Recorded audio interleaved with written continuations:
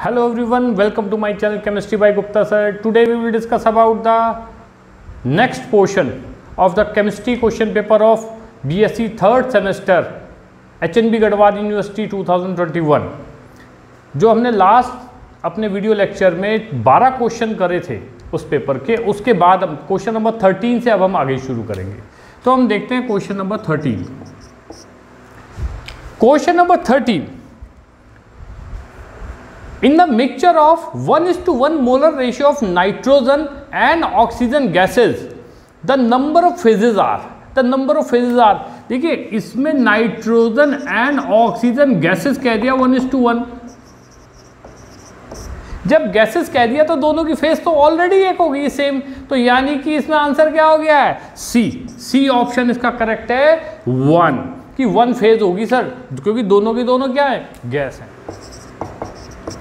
Question number 14, ये सब phase rule पे क्वेश्चन सारे के सारे बेस्ड हैं, जो लगातार 3-4 क्वेश्चन अब इसमें आएंगे। फिर क्वेश्चन नंबर 14 में कहता है in sulphur the phases belong to which component system, in sulphur the phases belong to which component system. अब भाई पहली चीज तो जो सल्फर सिस्टम होता है, सल्फर सिस्टम में 4 फेजेस होती हैं। 4 कौन कौन सी होती हैं? पहली होती है रोम्बिक, दूसरी की कौन सी होती है? मोनोक्लिनिक, तीसरी लिक्विड, और चौथी कौन सी होती है? ये आपकी होती है वेपर फेज या गैसियस जिसे आप कहते हैं। भाई ये फेजेस तो 4 है, 4 डिफरेंट फेजेस हैं, लेकिन चारों में जो आपका कंपोजिशन है, कंपोजिशन क्या है? कंपोजिशन ऑल 4 फेजेस वो क्या है? सल्फर।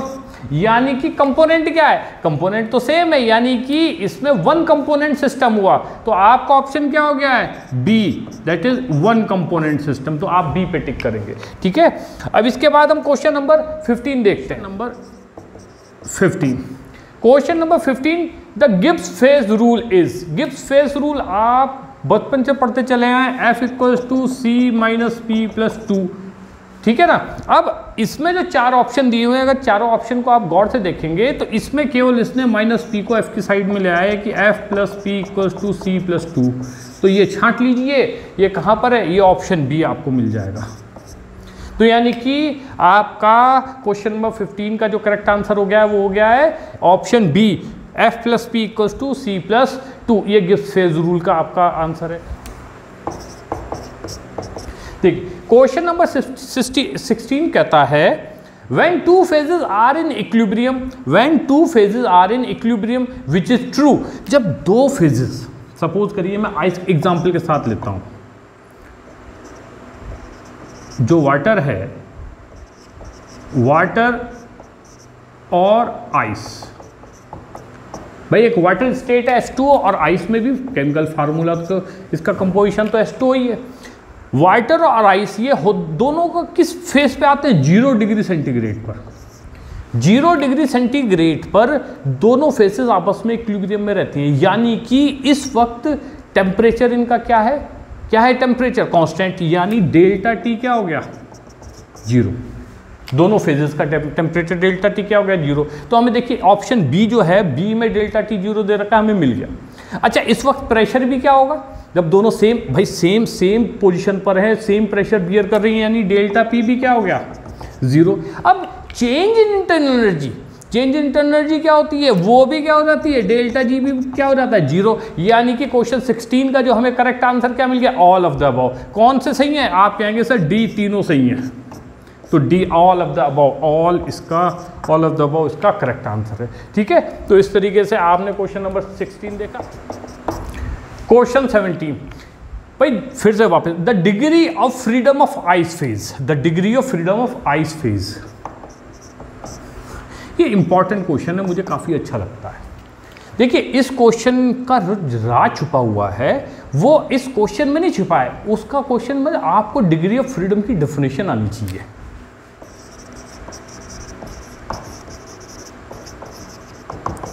जिस बच्चे को डिग्री ऑफ फ्रीडम की डेफिनेशन क्लियर बिल्कुल कंठस्थ होगी वो इस क्वेश्चन को कर सकता है। इसने पूछा है the degree of freedom of ice phases. बच्चे रट लेते हैं कि सर आंसर 0 है या 1 है, कुछ भी जो भी आपने रट लिया, ठीक है, बट एक्चुअल क्या है। तो मैं डिग्री ऑफ फ्रीडम की डेफिनेशन बताता हूँ। डिग्री ऑफ फ्रीडम क्या होता है बेसिकली? डिग्री ऑफ फ्रीडम होता है number of thermodynamic variables, the number of, मैं लिख देता हूँ,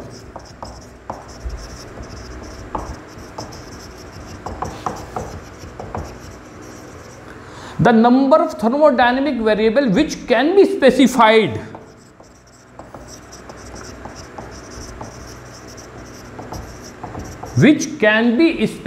independently without changing the phases in the equilibrium, which can be specified independently without changing the phases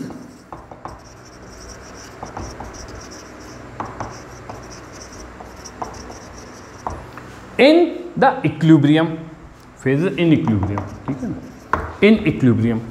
दोबारा से लाइन को जरा गौर से पढ़ लीजिएगा, आपको आंसर इसी में छिपा हुआ मिल जाएगा। भाई नंबर ऑफ जो थर्मोडायनेमिक आपके वेरिएबल्स हैं विच कैन बी स्पेसिफाइड, जो स्पेसिफाइड किए जाते हैं इंडिपेंडेंटली, ठीक है, अलग अलग, विदाउट, बिना चेंज करे फेजेस को इन इक्विलिब्रिया। और जबकि जब हम आइस की बात करते हैं तो एट 0 डिग्री सेंटीग्रेड आइस और वाटर में क्या होता है, अब दोनों फेजेस क्या हैं, ये भाई आइस सॉलिड फेज है और वाटर क्या है, लिक्विड फेज है।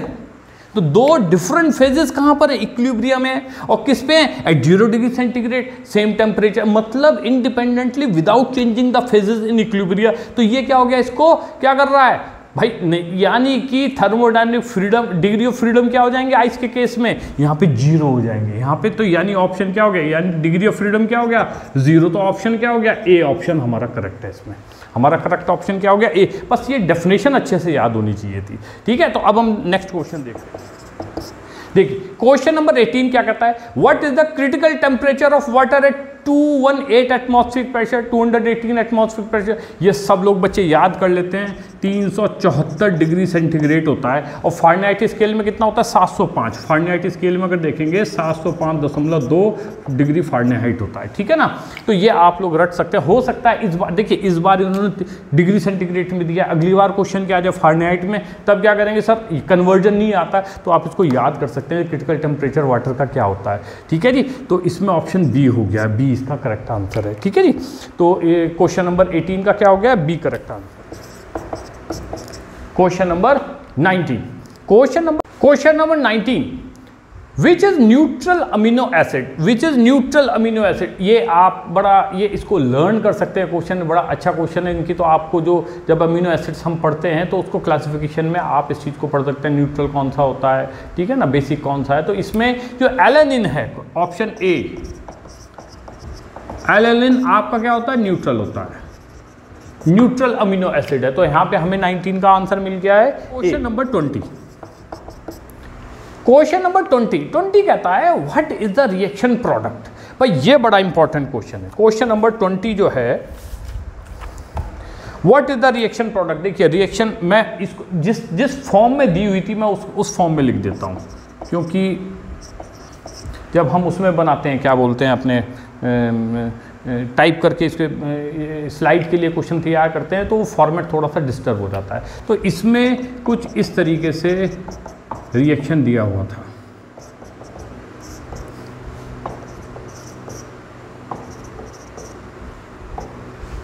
HCl प्लस वाटर, हाँ, और आगे क्वेश्चन मार्क बना हुआ था कि भाई आपको इस रिएक्शन का प्रोडक्ट बताना है। तो इस रिएक्शन को अगर आप गौर से देखेंगे तो कौन सी रिएक्शन है, बड़ी इंपॉर्टेंट रिएक्शन है।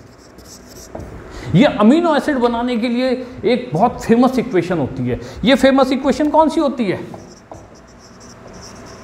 Strecker reaction, Strecker amino acid synthesis reaction कहते हैं।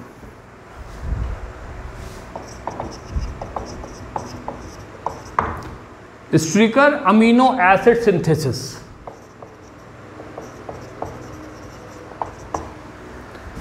तो ये अपने आप में बड़ी इंपॉर्टेंट रिएक्शन है। ये कि इससे जैसे एलेनिन बहुत सारे अमीनो एसिड इससे प्रिपेयर करे जाते हैं। तो इसका मैकेनिज्म क्या है, हम इस रिएक्शन में ये रटना नहीं है कि सर इसका ऑप्शन बता दो हमें, अमीनो एसिड है तो छांट लेते हैं, ठीक है ना, नहीं, हमें इसको कंप्लीट रिएक्शन होनी चाहिए। इस रिएक्शन को कायदे में देखिए, ये बेसिकली 2 स्टेप रिएक्शन है।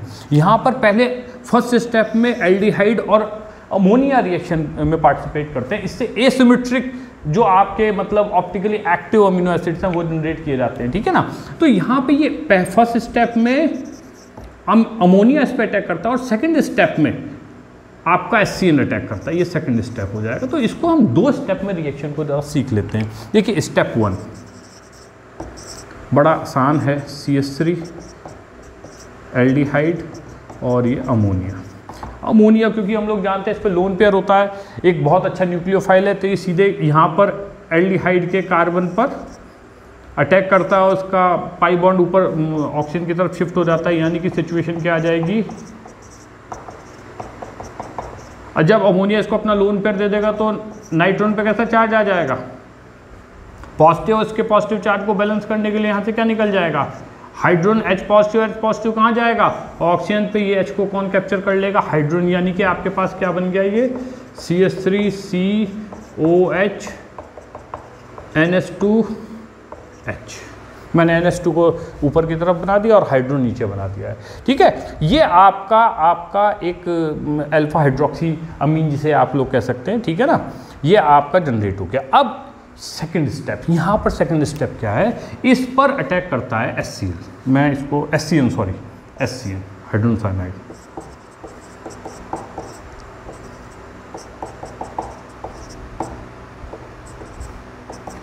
HCN भी 2 स्टेप में करेगा भाई। देखिए जो आपका ये बीच में इंटरमीडिएट कंपाउंड बना है, इसको A मान लेते हैं। जो A है इसके पास 2 स्ट्रॉन्ग न्यूक्लियोफाइल हैं, एक NH2 ग्रुप एक OH ग्रुप, ठीक है ना। तो यहाँ पर पहले HCN क्या है, HCN H पॉजिटिव एसिडिक है, तो ये इसमें ऑक्सीजन का और नाइट्रोजन का दोनों इस पर अटैक करते हैं। तो यहाँ से ऑक्सीजन का इसको कैप्चर करता है और क्या बनाएगा CH3OH2 पॉजिटिव और ये NH2 हाइड्रोजन। अब इसके साथ साथ यहाँ से यानी कि इसके ऑक्सीजन पे जब पॉजिटिव चार्ज आता है तो उसको बैलेंस करने के लिए कार्बन अपना इलेक्ट्रॉन लूज कर देता है, OH2 बाहर निकल जाएगा। अब कार्बन पे जो पॉजिटिव चार्ज आता है उसको बैलेंस करने के लिए नाइट्रोजन अपना लोन पेयर आगे की तरफ बढ़ा देता है, ठीक है ना। तो कुछ इंटरमीडिएट आपका जनरेट हो जाता है CH3C और यहाँ से क्या निकल गया माइनस वाटर एलिमिनेट हो चुका है और डबल बॉन्ड NH2 पॉजिटिव और H, ठीक है। ये इंटरमीडिएट आपका बन चुका है। इस इंटरमीडिएट पे आपका कौन अटैक करता है, मैं इसको ऊपर बना देता हूं।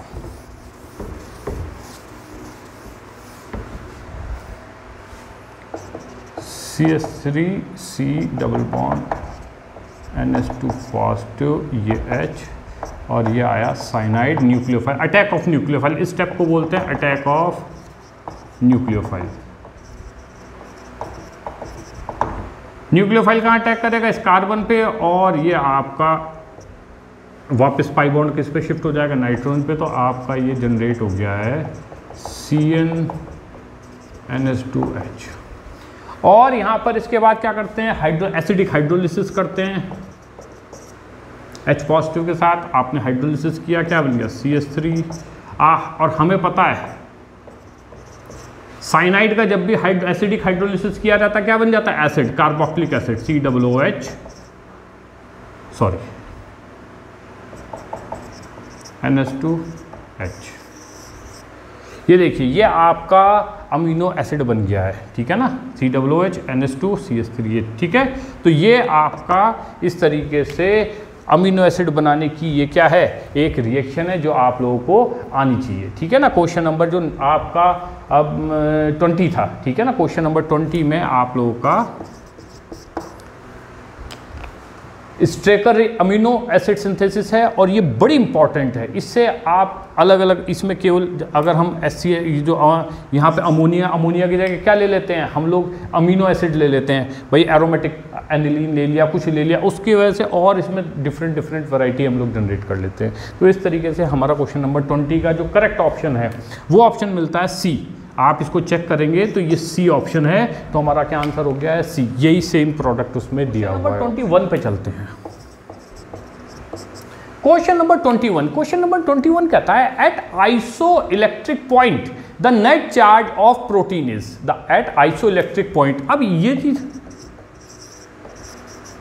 आइसोइलेक्ट्रिक पॉइंट समझ लेते हैं। आइसोइलेक्ट्रिक पॉइंट क्या होता है भाई? आइसोइलेक्ट्रिक पॉइंट क्या चीज है? ये वो पीएच है भाई, मतलब it is a pH eight which the overall charge of protein is zero.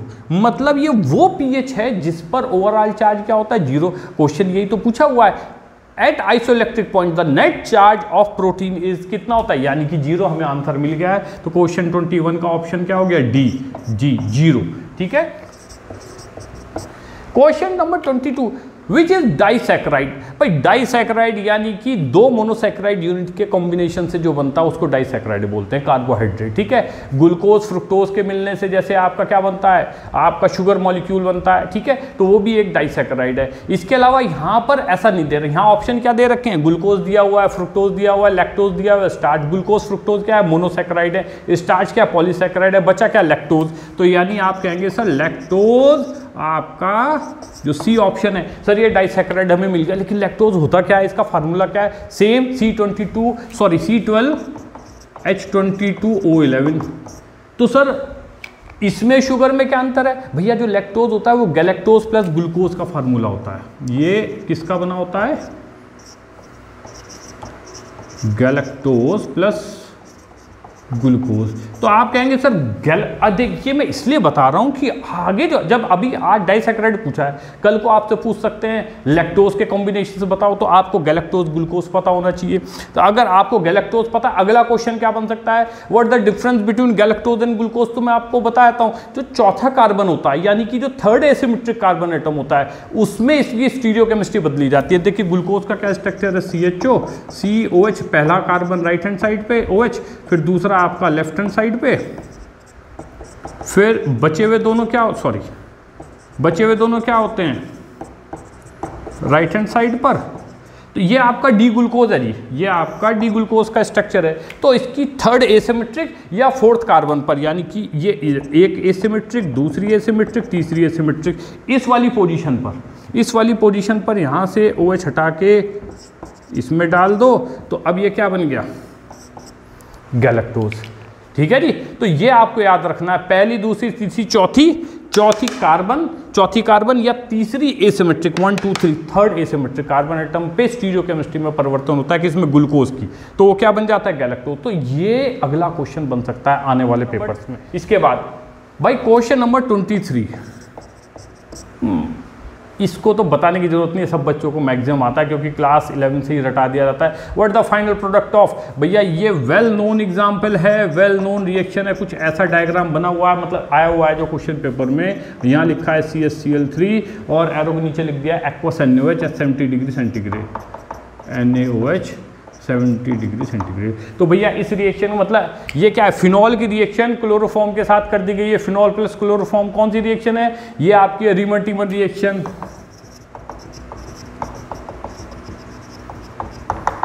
Well known reaction है रीमन-टीमन रिएक्शन। और इसका प्रोडक्ट क्या होता है? सैलिसल्डिहाइड। इसकी रिएक्शन को देखिए मैं पूरी करना चाहूँ तो देखिए मैं इस स्टेप में बता देता हूँ। इसमें क्या होता है? क्लोरोफॉर्म इसके साथ रिएक्शन करके NaOH की, मतलब इस पे क्लोरोफॉर्म पर जब आपका OH अटैक करता है बेस, तो यहाँ से आपका एक Cl और एक H2O निकल जाता है। क्या बन जाता है? CCl2 डाइक्लोरोकार्बीन, एक HCl, सॉरी एक वाटर और आपका Cl नेगेटिव।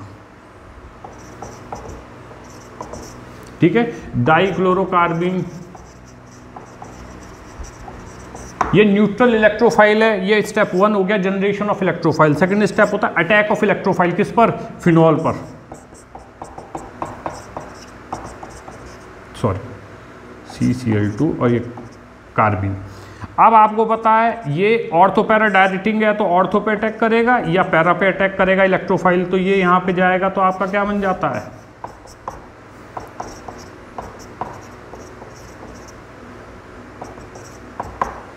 एरिनियम ion intermediate. अब ये रेजोनेट करेगा, जब रेजोनेट करेगा पाई बॉन्ड आगे आगे, तो एरिनियम आयन इंटरमीडिएट जनरेट कर देता है।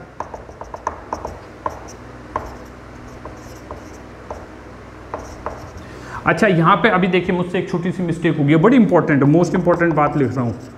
जब ये न्यूट्रल था और इसने पाई बॉन्ड अपना इलेक्ट्रॉन दिया तो सी पे कैसा चार्ज आ जाएगा, निगेटिव। ये बनाना बहुत जरूरी है, ठीक है ना, सी पे निगेटिव। अब फाइनली जब एरिनियम आयन बनता है, ये हाइड्रोजन यहाँ से अपना इलेक्ट्रॉन इस बेंजीन को देता है, इसकी एरोमेटिसिटी पूरी करता है और ये H कहाँ चला जाता है, इस कार्बन के निगेटिव चार्ज पर। यानी कि आपका यहाँ से जब H पॉजिटिव निकला तो ये कहीं भागा नहीं, वापस कहाँ पे चला गया,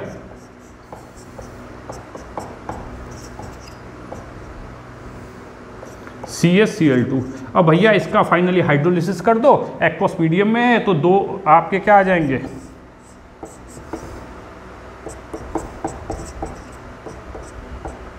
CH OH। और आपको पता है एक कार्बन पर अगर दो हाइड्रोक्सिल ग्रुप होते हैं तो वहाँ से क्या निकल जाता है, वाटर निकल जाता है। आपका क्या बन गया है यहाँ पर, OH CH और डबल बॉन्ड O, यानी कि सैलिसल्डिहाइड। फिनॉल के साथ आपके ऑर्थो पोजीशन पे क्या आ गया, एल्डिहाइड, तो ये क्या बन गया, सैलिसल्डिहाइड। तो आपका प्रोडक्ट बना है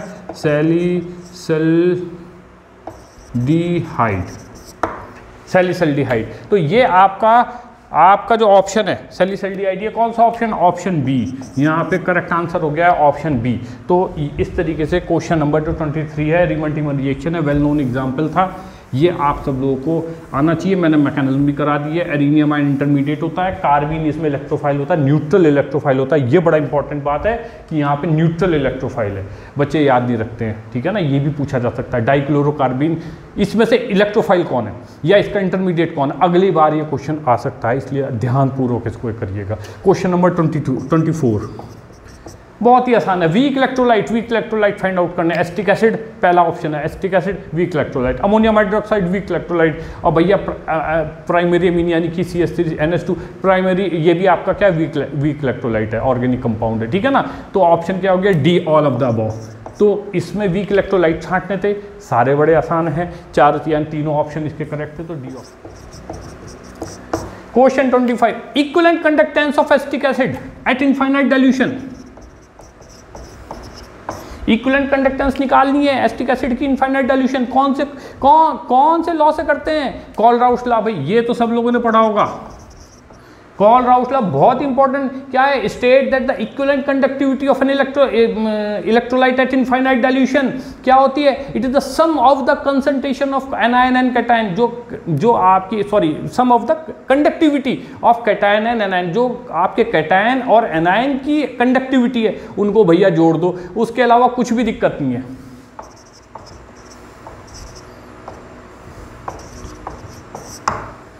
जैसे एसिटिक एसिड की दे दी है, हमें निकालनी थी इनफाइनाइट डाइल्यूशन पे CH3COOH की, तो आप क्या करेंगे,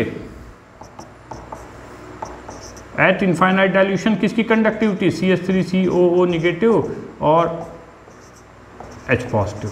कैटायन और एनायन की आप जो कंडक्टिविटी है उसको सम कर दो, वो आपका क्या हो जाता है, कॉल-राउश लॉ हो जाता है। तो इसमें ऑप्शन क्या हो गया, ए। तो क्वेश्चन नंबर 25 का आपका आंसर क्या हो गया, ए हो गया। अब बात करते हैं क्वेश्चन नंबर 26। ये इंपॉर्टेंट है, कई बार पूछा हुआ है, ट्रांसपोर्ट नंबर। भाई ट्रांसपोर्ट नंबर क्या होता है बेसिकली, ये ट्रांसपोर्ट नंबर का आप लोगों ने फार्मूला पढ़ा होगा, T पॉजिटिव है T निगेटिव का। करंट कैरी, भाई एक कोई भी current carried by cation divided by total current.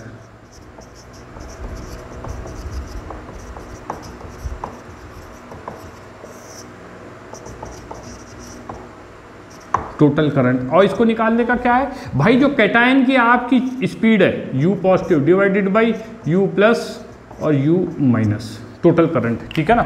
ये आपका क्या हो गया है, आपकी टोटल, ये टोटल है और टोटल करंट, और ये आपका कैटायन की स्पीड, इसको स्पीड से भी कह सकते हैं, U ऐसे ही लिखा रहता है इसमें, U और इसको V से, जो बुक में मिलेगा वो आपको U divided by U plus V, ठीक है ना, speed of cation divided by total speed of ions, ठीक है ना। तो ये टोटल करंट बेसिकली करंट क्या बताता है, ये आपका फ्रैक्शन बताता है कैटायन कितनी करंट फ्लो करा रहा है, ठीक है ना, T पॉजिटिव। और निगेटिव क्या बताएगा, ये बताएगा कि भाई आपका एनायन कितनी करंट फ्लो करा रहा है। तो यानी कि अगर मैं दोनों की जोड़ दूं कैटायन प्लस एनायन, तो करंट कितनी हो जाती है, यूनिटी। तो अब इसमें पूछा है the transport number of cation, ये ट्रांसपोर्ट नंबर है, ठीक है ना। ट्रांसपोर्ट नंबर ऑफ कैटायन क्या भाई, ट्रांसपोर्ट नंबर ऑफ कैटायन क्या बताता है, ये बताता है कि भाई कैटायन और एनायन के जो समय वो 1 के इक्वल होगा। इसका मतलब कैटायन का अगर बात करेंगे तो वो फ्रैक्शन में आएगा, भाई दोनों मिल के टोटल 1 हो रहे हैं, तो ये भी फ्रैक्शन होगा, ये भी इंडिविजुअल फ्रैक्शन होगा। तो इसमें ऑप्शन 4 दे रखे थे, fractional, 0, 1, none of the above, तो इसमें ए हो गया फ्रैक्शनल। तो 26 का क्या हो गया है 6। और इसी से ही मैं इसको रब नहीं कर रहा हूँ, यहीं पे लिख रहा हूँ क्वेश्चन नंबर 27।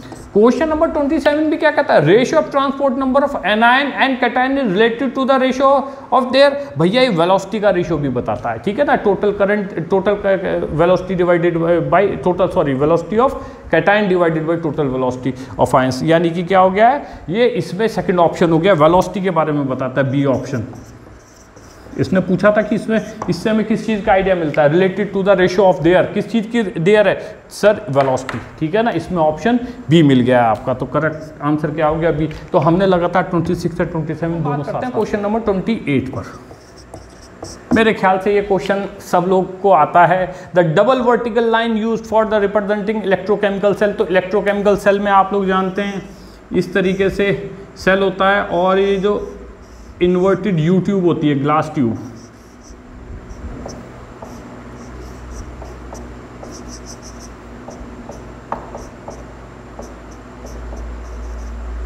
ये होती है सॉल्ट ब्लेस, अगर भरा रहता है इसमें,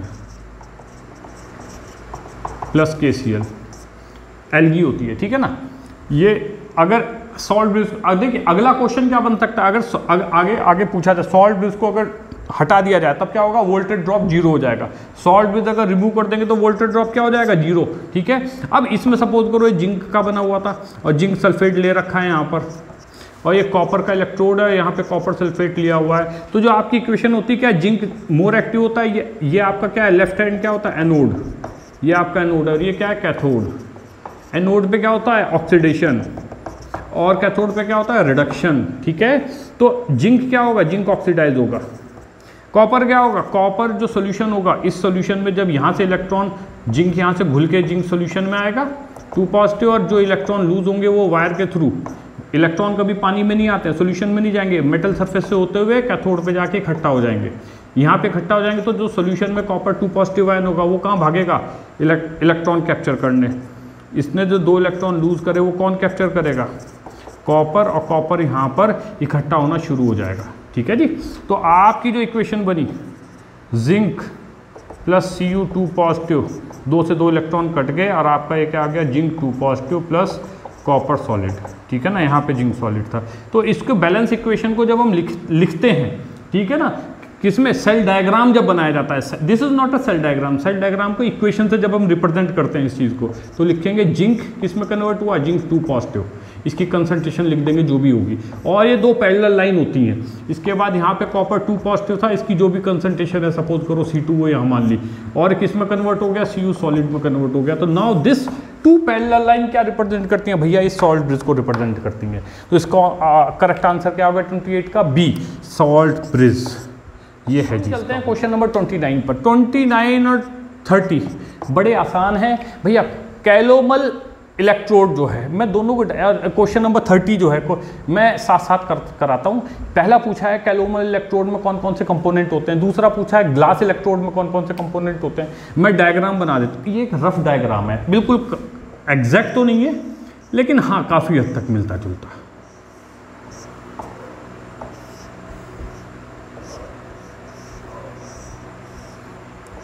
आपको इससे आइडिया लग जाएगा, और इस तरह से रफ डायग्राम हमेशा याद कर लेना चाहिए, कभी गलती का कोई प्रश्न नहीं उठता।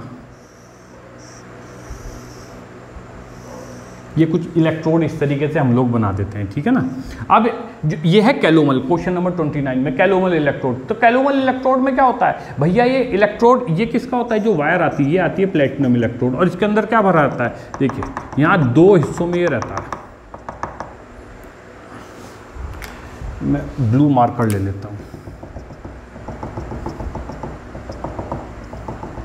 इस तरीके से, ठीक है। तो जो नीचे होता है, नीचे तो मरकरी है, लिक्विड मरकरी, और ये जो क्या है मरकरी प्लस HgCl2 का क्या, Hg2 sorry Hg2Cl2 calomel plus mercury का ये पेस्ट है, ये पेस्ट भरा हुआ है और इसके ऊपर आप क्या KCl सॉल्यूशन यहाँ पे पूरे पे भर देते हैं,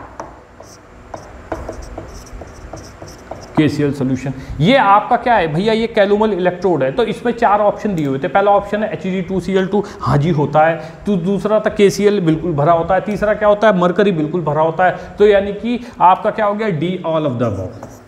ठीक है, तो ये कैलोमल इलेक्ट्रोड आपको हमेशा एक रफ डायग्राम अपने दिमाग में बिठा के रखिएगा, कभी गलत होने का कोई चांस नहीं है। ठीक है,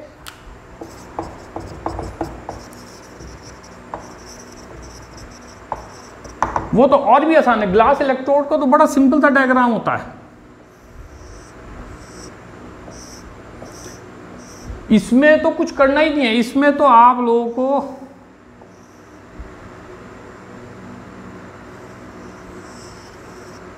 ये लीजिए, ठीक है जी। ये बल्कि इसको थोड़ा सा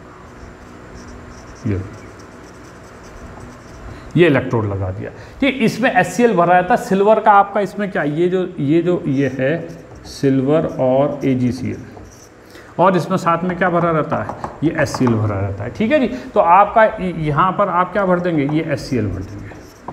तो आपका इसमें जो ऑप्शन दिए हुए थे वो क्या दिए हुए थे, पहला ऑप्शन दिया हुआ था, फर्स्ट ऑप्शन दे रखा है AgCl, दूसरा ऑप्शन दिया हुआ है HCl, तीसरा दिया हुआ है सिल्वर। तो इसमें क्या हो गया भैया, तीनों चीज़ें होती हैं, HCl भी होता है, सिल्वर भी होता है, AgCl, यानी कि इसका भी क्या हो गया डी। अब हम चलते हैं क्वेश्चन नंबर 31 पे। क्वेश्चन नंबर 31 हमारा क्या कहता है, क्वेश्चन नंबर 31 बताता है from, question number 31 from electrochemical cell. ये देखिए, ये लगातार 3 क्वेश्चन आपके ऐसे आएंगे जो आपके इलेक्ट्रोकेमिकल सीरीज पे डिपेंड है, बेस्ड है, बेस्ड ऑन इलेक्ट्रोकेमिकल सीरीज। तो इलेक्ट्रोकेमिकल सीरीज आप लोग याद रखिएगा, ये एक्टिविटी सीरीज भी जिसे हम बोलते हैं।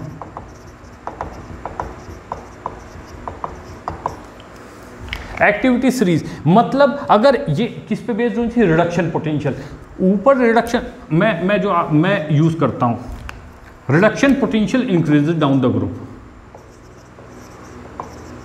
Reduction potential increases down the group. नीचे की तरफ बढ़ने चाहिए, ऊपर निगेटिव होगा, बीच में 0 होगा, हाइड्रोजन का होता है, फिर नीचे यहाँ पे क्या आ जाए 0.0 वोल्ट। ठीक है, फिर नीचे पॉजिटिव वैल्यू चलेंगे, ये निगेटिव वैल्यू है, ये हाइड्रोजन का होता है। ठीक है ना, तो ये एक्टिविटी है। एक्टिविटी डाउन द ग्रुप क्या होती है, डिक्रीजेस। ऊपर वाले ज्यादा एक्टिव होंगे, नीचे वाले लेस एक्टिव होंगे, मतलब ऊपर वाले इलेक्ट्रॉन लूज करेंगे, यानी कि जो इलेक्ट्रॉन लूज करता है उसे क्या बोलते हैं, रिड्यूसिंग एजेंट। नीचे वाले क्या होंगे, ऑक्सीडाइजिंग एजेंट होंगे, ऊपर वाले रिड्यूसिंग एजेंट, नीचे वाले ऑक्सीडाइजिंग एजेंट। अब हम लगातार 3 क्वेश्चन देखेंगे। भाई आपका क्वेश्चन ये कहता है, क्वेश्चन नंबर 31, क्वेश्चन नंबर 31 कहता है, सॉरी ये पहले क्वेश्चन नंबर 32 चेक कर लेते हैं। क्वेश्चन नंबर 32, क्योंकि मैं इलेक्ट्रोकेमिकल सीरीज मैंने इसको पढ़ने में ध्यान नहीं दिया। क्वेश्चन नंबर 31 तो नर्स्ट इक्वेशन पे बेस्ड है। क्वेश्चन नंबर 32 है आपका एक्टिविटी पे, 32, 33, 34। तो पहले हम 32 को चेक कर लेते हैं। Which metal react with dilute H2SO4। भाई कौन सी मेटल डाइल्यूट H2SO4 से रिएक्ट करेगी, मेटल H2SO4 से करती है तो क्या भाई MSO4 जनरेट कर देगी और साथ में हाइड्रोजन गैस रिलीज करती है। तो भैया जो हाइड्रोजन से ऊपर होगा, हाइड्रोजन से सीरीज में ऊपर कौन सी है, ए, यहाँ पे दे रखा है जिंक। ठीक है, जिंक हाइड्रोजन से ऊपर होता है, निगेटिव रिडक्शन पोटेंशियल है। ये आप टेबल को अगर देखेंगे तो कर लेंगे। तो क्वेश्चन नंबर 32 के बाद लगातार 3 क्वेश्चन थे जो इलेक्ट्रोकेमिकल सीरीज पे। Which metal is oxidises hydrogen. अब देखिए उल्टा दे दिया, यहाँ पे रिड्यूसिंग एजेंट नहीं पूछा, ऑक्सीडाइजेज यानी ऑक्सीडाइजिंग एजेंट पूछा है किसको, हाइड्रोजन को, यानी उल्टा पूछ लिया। जो टेबल में नीचे होगा, टेबल में हाइड्रोजन से नीचे क्या होता है भाई, इसमें दे रखा है जिंक, जिंक तो नहीं होता, निकल वो भी ऊपर होता है, मैग्नीशियम वो भी एक्टिव है, यानी कॉपर बचा, सी ऑप्शन कॉपर। कॉपर क्या है, कॉपर नीचे होता है तो कॉपर क्या करेगा, इसको क्या कर देगा, रिड्यूस ऑक्सीडाइज कर देगा। ठीक है ना, ऑक्सीडाइजिंग एजेंट होता है, हाइड्रोजन से नीचे होगा तो ऑक्सीडाइजिंग एजेंट होगा, जो दूसरे को ऑक्सीडाइज करेगा तो हाइड्रोजन को ऑक्सीडाइज करेगा। तो करेक्ट आंसर क्या हो गया, सी। क्वेश्चन नंबर 34, क्वेश्चन नंबर 34 क्या है, which metal can reduces H positive ion. जो H पॉजिटिव को क्या कर दे, फिर से वापस हम उस पर पहुंच गए। पहले बार रिड्यूसिंग एजेंट, जो हाइड्रोजन को रिड्यूस करे, यानी कि जो हाइड्रोजन से ऊपर होंगे। भैया ऑप्शन दे रखा है जिंक, मैग्नीशियम और तीसरा दे रखा है सोडियम। भैया तीनों एक्टिव मेटल हैं, हाइड्रोजन से ऊपर होते हैं, हाइड्रोजन से ऊपर होते हैं तो तीनों इसको क्या करेंगे, रिड्यूस करेंगे, इसको हटा देंगे, खुद आयनिक स्टेट में आ जाएंगे, यानी कि option D all of the above. ठीक है, क्वेश्चन नंबर 34 का हमें ऑप्शन मिल गया है D all of the above. पे क्वेश्चन नंबर 31 पे चलता हूं। 31 क्या था? 31 क्वेश्चन नंबर है, question number 31, from electrochemical cell which parameter can be determined using Nernst equation. Nernst equation से भाई कौन कौन से हम निकालते हैं? तो नर्स्ट इक्वेशन क्या है? E cell equals to E not cell minus 0.0591 upon n log जो प्रोडक्ट बनता है प्रोडक्ट साइड में और डिवाइडेड बाई रिएक्टेंट।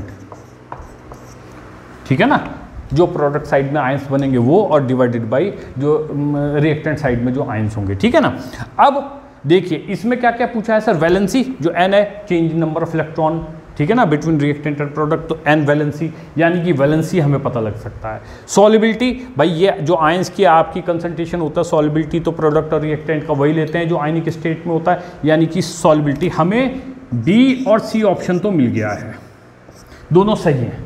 ठीक है, ये हमें पता लगता है। फर्स्ट दे रखा था इक्विलिब्रियम कांस्टेंट, तो एट इक्विलिब्रियम, एट इक्विलिब्रियम हम जानते हैं ई नॉट से, ई सेल क्या हो रहा था 0 और E not cell minus 0.0591 upon n log product upon reactant क्या होता है के इक्विलिब्रियम। आपने किसी भी इक्विलिब्रियम रिएक्शन के लिए अगर हमने ये माना है ये प्रोडक्ट है तो ये रिएक्टेंट मान लो, तो इक्विलिब्रियम कांस्टेंट कैसे निकालते हैं? के E Q product upon reactant. ठीक है ना, जो इक्विलिब्रियम पे कंसंट्रेशन मौजूद है, यानी इक्विलिब्रियम कांस्टेंट पे इक्विलिब्रियम पर आपका ई सेल क्या हो जाता है 0, तो ई नॉट सेल हम केवल स्टैंडर्ड सेल पोटेंशियल निकाल पाते हैं 0.0591 अपॉन एन लॉग के इक्विलिब्रियम, यानी कि ऑप्शन ए भी इसमें सही है।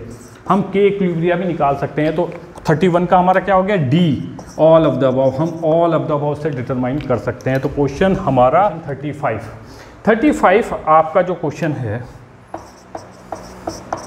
क्वेश्चन नंबर 35 में स्टैंडर्ड रिडक्शन पोटेंशियल कैलकुलेट कराया गया है। बहुत ही आसान है, ई कैथोड माइनस ई एनोड, आप इसमें फार्मूला लगा दें, ई नॉट सेल कैलकुलेट कराया गया है, E nought cathode minus E nought anode. बहुत ही आसान है। देखिए क्वेश्चन में सीधे सीधे दे रखा है भाई जिंक का, ठीक है, माइनस रिडक्शन पोटेंशियल दे रखा है। रिडक्शन पोटेंशियल एक माइनस में दिया हुआ है माइनस 0.76 वोल्ट और दूसरा दिया हुआ प्लस 0.34 वोल्ट। आपको पता है रिडक्शन पोटेंशियल जो ऊपर होगा वो क्या होगा? वो आपका क्या होगा? मोर एक्टिव, और जो नीचे होगा वो क्या होगा? Less active. यानी कि कैथोड कौन सा हो गया आपका? ई कैथोड माइनस ई एनोड। जो आपका नीचे है वो कैथोड बनेगा, तो कैथोड क्या हो गया? 0.34, और एनोड क्या हो गया? जो ऊपर है, जो मोर एक्टिव है, यानी कि माइनस के साथ माइनस 0.76, माइनस माइनस प्लस हो गया है, दोनों को जोड़ दो, 0.34 प्लस 0.76 1.1 वोल्ट प्लस 1.1 वोल्ट, यानी कि इसका ऑप्शन हो गया सी, ये करेक्ट ऑप्शन है। इस तरीके से हमारा आज question paper BSc third semester का हमने 2021 में जो पूछा आया था उसको हमने कंप्लीट डिस्कस कर लिया है। और आज के लिए बस इतना ही, थैंक यू।